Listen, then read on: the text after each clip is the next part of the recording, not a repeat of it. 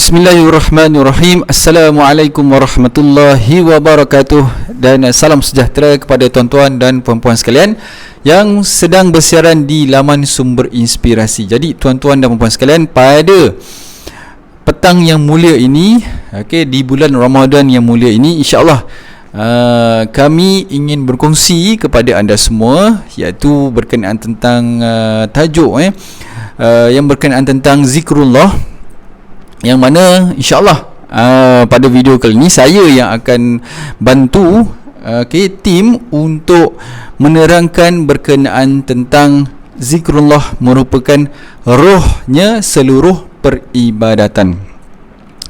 Jadi tuan-tuan dan puan sekalian, saya akan ambil pengisian daripada guru saya, iaitu boleh kata guru sebab saya banyak rujuk juga.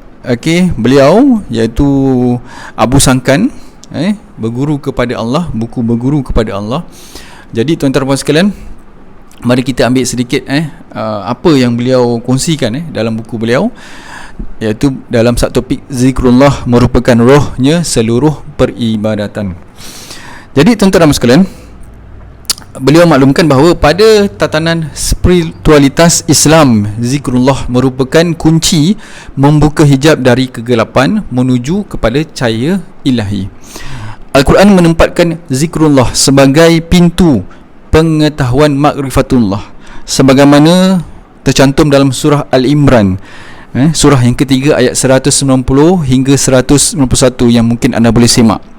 Yang saya akan bacakan, iaitu sesungguhnya dalam penciptaan langit dan bumi dan silih bergantinya malam dan siang terdapat tanda-tanda bagi orang-orang yang berakal, iaitu orang-orang yang mengingati Allah sambil berdiri atau duduk atau dalam keadaan berbaring, dan mereka memikirkan tentang penciptaan langit dan bumi, yakni seraya berkata, ya Tuhan kami, tiadalah Engkau menciptakan ini dengan sia-sia, Maha suci Engkau, maka peliharalah kami dari seksa neraka. Kalimat yazkurunallah, orang-orang yang mengingat Allah, di dalam tata bahasa Arab berkedudukan sebagai maktuf, yakni tempat bersandar bagi kalimat-kalimat sesudahnya, sehingga zikrullah merupakan dasar atau azas dari semua perbuatan peribadatan, baik berdiri, duduk dan berbaring serta merenung, yakni kontemplasi. Dengan demikian, praktik zikir termasuk ibadah yang bebas, yang tidak ada batasannya. Boleh sambil berdiri, boleh sambil duduk, boleh sambil baring, atau bahkan mencari nafkah untuk keluarga pun boleh, iaitu bekerja. Boleh dikatakan berzikir jika dilandasi kerana ingat kepada Allah. Juga termasuk kaum intelektual yang sedang meneliti fenomena alam sehingga menemukan sesuatu yang bermanfaat bagi seluruh manusia. Maksudnya zikir ini di mana sahaja pun, di mana sahaja, di waktu keadaan apa pun boleh. Zikrullah merupakan sarana pembangkitan kesedaran diri yang tenggelam. Oleh sebab itu, zikir lebih komprehensif dan umum daripada berfikir semata-mata.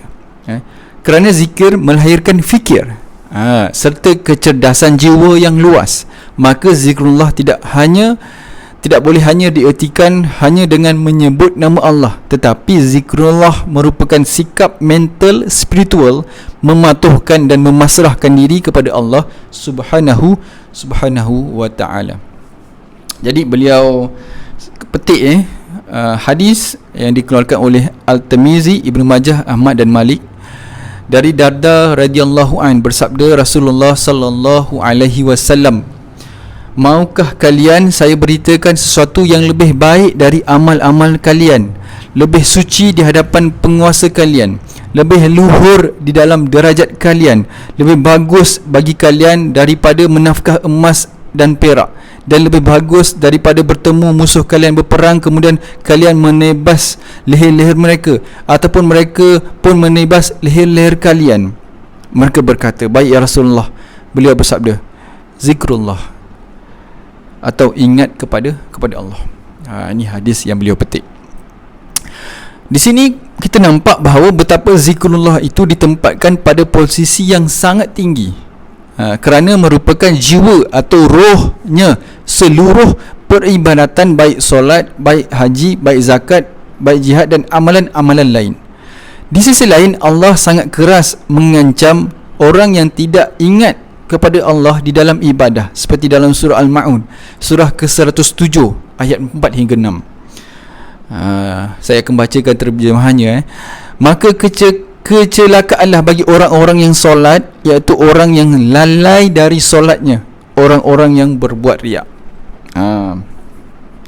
Allah sangat keras mengancam orang-orang yang tidak ingat kepada Allah di dalam ibadatnya. Kemudian lagi surah Al-Kawthar, surah yang ke-108 ayat 2, anda boleh semak maknanya. Maka dirikanlah solat kerana Tuhanmu dan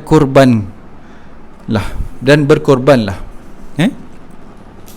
Jadi lagi sikit lagi, perbuatan riak ialah merupakan satu amal perbuatan tidak untuk mencari keredaan Allah, akan tetapi untuk mencari pujian atau kemasyhuran di masyarakat.